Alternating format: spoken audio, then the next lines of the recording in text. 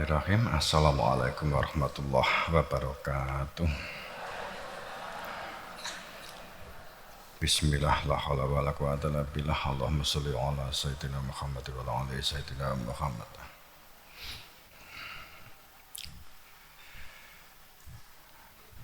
Malam ini malam dikenal dengan malam Lailatul Qadar. Cuma nanti untuk temanya berkaitan dengan Bada'ul Islam, khuriban wa sayu'udu kama bada'an khuriba fatuba lil ghuraba, berkaitan dengan sesuatu yang tidak dikenal atau dianggap asing. Jadi detail berkait dengan Lailatul Qadar yang mungkin jika nanti orang kecandak bisa kita besok malam. Saya ingin cerita berkaitan dengan kenapa toh kok dianggap asing gitu. Sampai ada hadisnya, ini terekam di dalam Muslim. Islam itu datangnya asing, nanti kembali juga asing. Asingnya seperti apa? Apa sebab musababnya dikatakan asing? Ya contoh juga tentang Lailatul Qadar, itu kan mengakibatkan adanya pembiasan sehingga butuh pemurnian terkait dengan pemahaman Lailatul Qadar. Walaupun ini sudah sering saya singgung, walaupun enggak sangat, tapi sering saya singgung.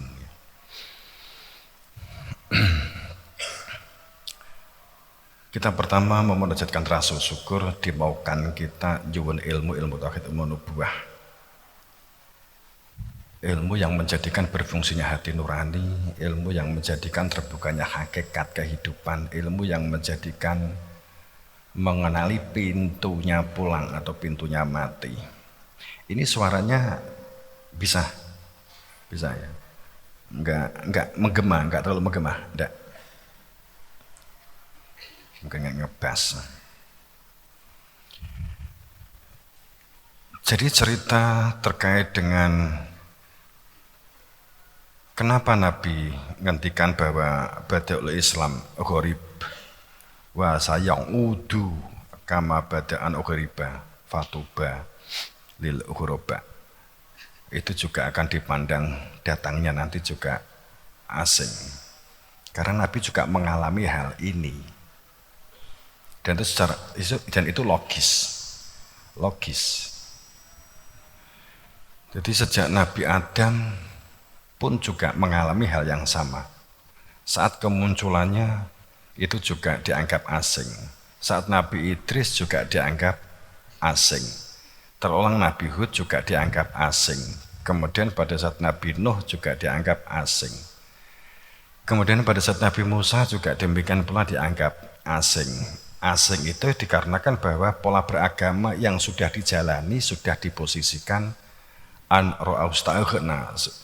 sudah merasa cukup dengan apa dan pengetahuan yang dimiliki, yang selama ini dijalani, itu sudah dianggap dalam posisi, sudah dianggap benar.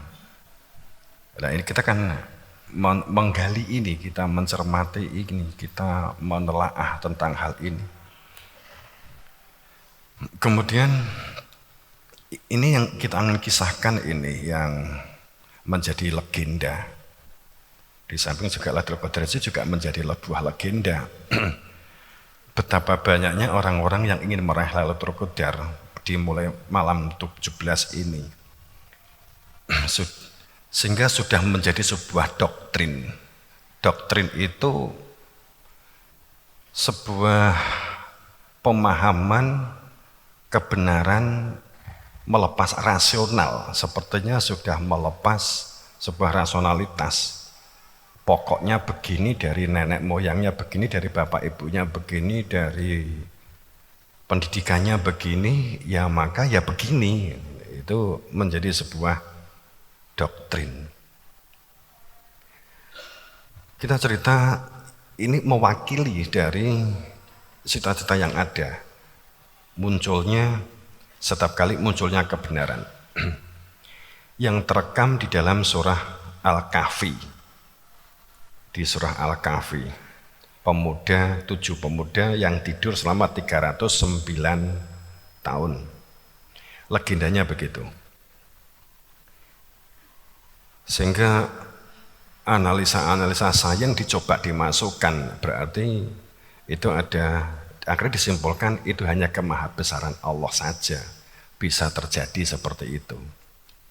Tapi sebenarnya seperti apa? Dari petunjuk guru kita dari gurunya dari gurunya, cerita ke cerita, dari petunjuk guru-guru itu sebenarnya seperti apa? Sampai kemudian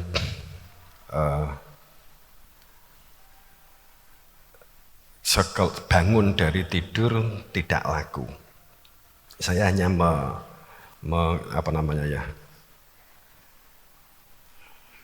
saya ambil hikmahnya. Saya bukan cerita semata-mata, tapi kita ambil hikmah dari peristiwa Ashabul Kahfi. Walaupun ini juga akan berkaitan dengan Lailatul Qadar. Nantinya juga akan berkaitan dengan Lailatul Qadar.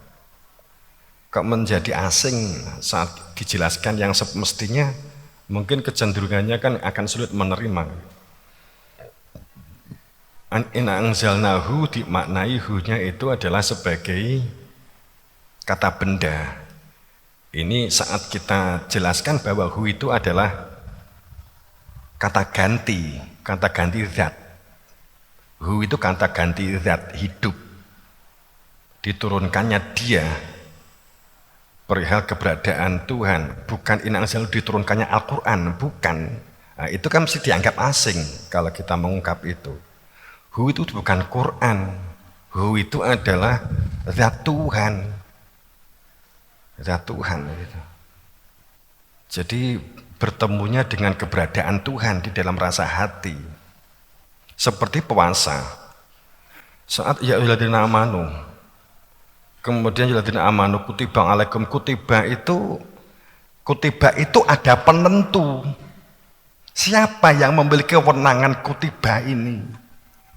Siapa yang memiliki kewenangan ayyama ma'dudat ini siapa? Kutiba alaikumusiyam, dan dilakukan ayyama ma'dudat di hari-hari tertentu hari yang telah ditentukan. Ini siapa? Wenangnya siapa? Kita selama ini membaca ya jumhur ulama gitu. Kesepakatan ulama bahwa maknahu itu adalah diartikan Al-Quran sehingga kata benda. Kemudian ayyama ma'dudat disepakati 30 hari kan gitu. Ini sebenarnya seperti apa? Apakah benar seperti itu? Ada sang penentu. Jadi kalimat ayyama ma'dudat itu ada penentunya. Enggak untuk ninggal ini. Untuk memperoleh sesuatu. Apa itu kan gitu. Iki mandek di kene sik kan gua sing anyar. Ya. Saya kembali ke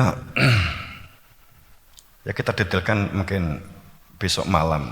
Nah, kalau kita cik diparingi umur toko sesuk to ya. Bayar aroh.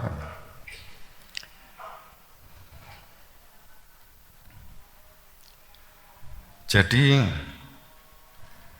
di sekitar tahun 150-an Masehi. Namun ini ada perbedaan. Kalau di sains atau di sejarah-sejarah Islam bahwa Ashabul Kahfi itu di tahun 400 Masehi setelah Nabi Isa, sebelum Nabi Muhammad. Tapi kalau cerita dari guru-guru kita itu adalah pada saat risalah itu diasto oleh Adnan Qurnain. Adnan Qurnain itu generasi ke-7 setelah Nabi Isa. Berkaitan pembawa risalah tauhid. Risalah tauhid. Nanti pada saat di zaman Adnan ini di tahun 145 Masehi. Rajanya saat itu di kota Afasus. Mana kota Afasus? Lah ini yang saya agak berani buka. Afasus itu di mana? Ini saja enggak. Cuma selama ini disepakati ini berada di Romawi. Ini berada di Romawi. Kemudian Dionysius itu juga Romawi.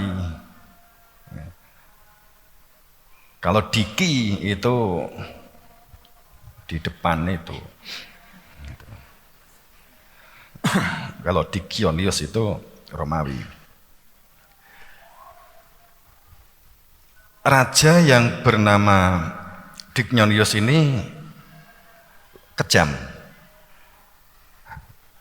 Memahami bahwa keberadaan khalifah, keberadaan utusan, keberadaan rasul, dia tahu. Dia tahu keberadaan Adnan, dia tahu keberadaan Nabi Isa. Justru dia itu mengetahui siapa Isa. Cuman pemahamannya bahwa keberadaannya Nabi Isa itu diasumsikan sebagai nafsu seperti dirinya ingin menguasai sebuah wilayah teritorial. Dia ingin berpolitik. Jadi kekuatan dan kekuasaan kehidupan berdunia ini itu adalah atas keinginannya si Isa atau Nabi Isa. Saya juga gak akan menyebut nama aslinya, juga mungkin saatnya nanti saja. Terus juga saya sebut nama aslinya juga kamu kan juga nggak tahu toh. Yang kalian kenal kan Nabi Isa. Kemudian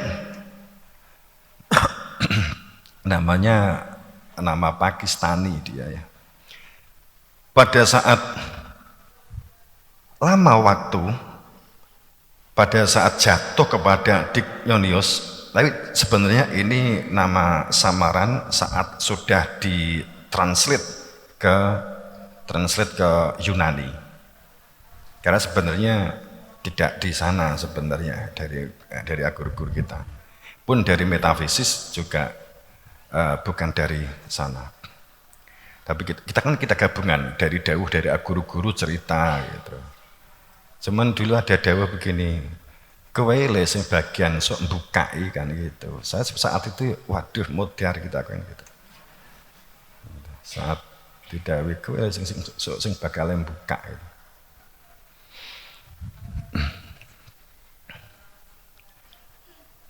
Jadi Adnan Qurnain ini pada saat itu rajanya mulai melakukan pemetaan karena dia memiliki ambisi untuk menguasai wilayah, menjadi sebuah raja kaisar besar. Sehingga siapapun yang menghalangi keinginan dia untuk menjadi raja itu akan disingkirkan. Dan yang dianggap paling besar itu adalah yang berkaitan dengan jalur keisaan, jalur Nabi Isa. Kalau Nabi Isa jelas kita semuanya memahami bahwa Nabi Isa tidak beristri, tidak beranak. Artinya bahwa keberadaan Nabi Isa tentu nggak punya keturunan. Berarti silsilah ini nggak jumbuh. Silsilahnya itu adalah bukan silsilah keturunan dalam daging kulit, akan tetapi silsilah keilmuan tentang tauhid. Kemudian ajaran tauhid atau risalah difahami oleh Dionysius itu adalah sihir. Setiap orang itu nyuwun ilmu ke Adnan, bukan Afnan loh ya, Adnan. Kalau Afnan anaknya Darsono. Tapi kalau Adnan, jadi Adnan Qurnain. Kemudian ketakutan bahwa terhadap sihir yang dimiliki oleh Adnan Qurnain. Akhirnya dicoba dihadang, dikejar. Ini mulai pengejaran, dikejar begitu. Kemudian sampai pada tahun 271 akhirnya tertangkap, tapi bukan lagi Adnan, tapi pelanjutnya. Kemudian diletakkan di sebuah wilayah terpencil yang jauh dari dunia keramaian, di sebuah penjara begitu ya, di pulau yang tidak begitu luas, kurang lebih 4 lapangan sepak bola luasnya. Dia ditempatkan di wilayah itu dan dijaga dan dibuatkan parit sungai gitu ya. Ini kalau cerita tadi kita, jadi bukan gua gitu lah.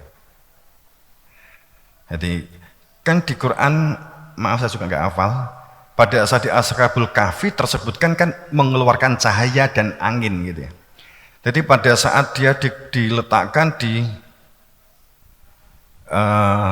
satu tempat kurang lebih luasnya 4 lapangan sepak bola, hutan, itu adalah hutan, dijaga kemudian dikelilingi parit, dan di parit itu diberi buaya sangat rapat, jadi dikelilingi buaya sangat rapat, dijaga dan dikelilingi parit dan paritnya diisi buaya. Itu disitulah selama 309 tahun. Tapi sebenarnya ada satu peristiwa hebat. Pada saat itu si raja juga takut untuk membantai atau menghilangkan. Jadi pada saat dia kejar, tangkap, tapi jangan dibunuh. Juga mengetahui kalau tentang tauhid risalah ini hilang dari permukaan bumi, dunia kiamat, dia juga tahu. Makanya kemudian dia diletakkan di tengah sebuah pulau kecil. Sehingga pada saat yang tertangkap itu adalah namanya Elias. Itu namanya Elias. Kemudian itu di tahun 270 Masehi. Kemudian ada pelanjut dari beliau, ada perempuan namanya Mudrikah.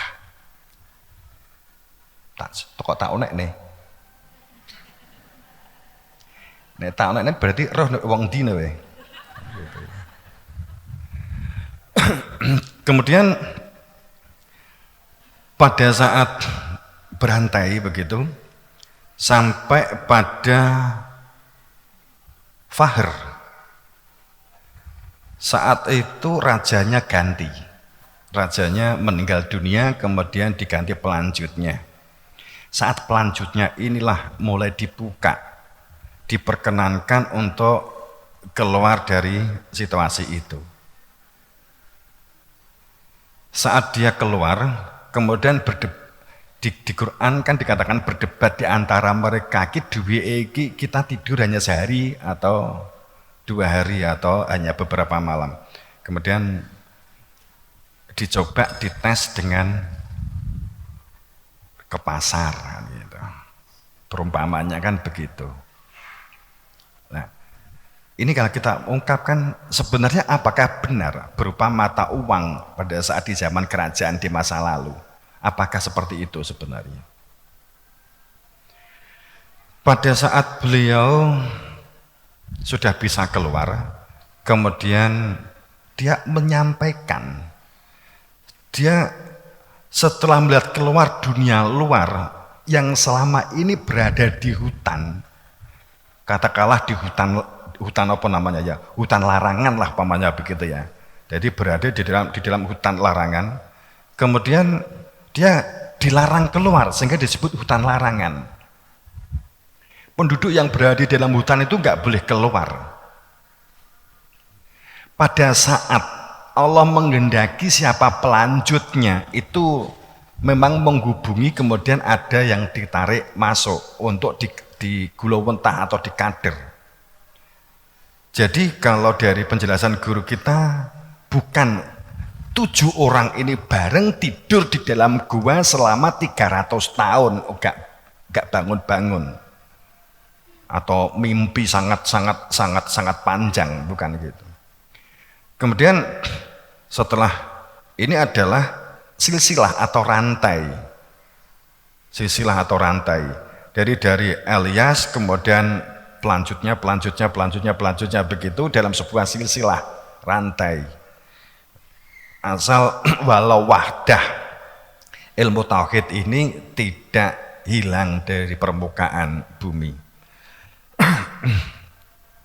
Ya, kemudian saat keluar kaget, ternyata kehidupan masyarakat mengagung-agungkan pangkat, jabatan, rebutan kekuasaan, itu adalah bagian dari kehidupan agama. Jadi orang-orang yang berpakaian agama, kemudian orang-orang yang menggunakan atribut-atribut agama, itu sama berkelahi rebutan kekuasaan. Dengan dasarnya ya mungkin ya menggunakan dasar dari Nabi Isa, menggunakan dasar dari Nabi Daud, menggunakan dasar dari Nabi Musa, bahwa ini dibenarkan dikarenakan bahwa merebut ini digunakan untuk dapat menguasai supaya agamanya Tuhan ini jaya. Jadi yang dikejar masalah ya ilmu anaduhir, yang dikejar adalah pengetahuan tentang lahir. Tapi tentang kehidupan yang bersifat abadi ini diabaikan, ditinggal. Adanya hakikat ini ditinggal. Nah, ini kemudian Ashabul Kahfi keluar dari gua atau keluar dari hutan larangan ini menyampaikan ke masyarakat, kaget loh. Kok begini? Jadi kita ini tidur sudah sangat lama. Kita ini tidur sudah sangat lama. Ini tidak saja ke Nabi Isa. Kan gitu. Bahkan sampai Nabi Daud. Karena keyakinan atau agama yang ada di Nabi Ibrahim atau di Nabi Musa itu sudah dianimismekan, sudah dianggap sebagai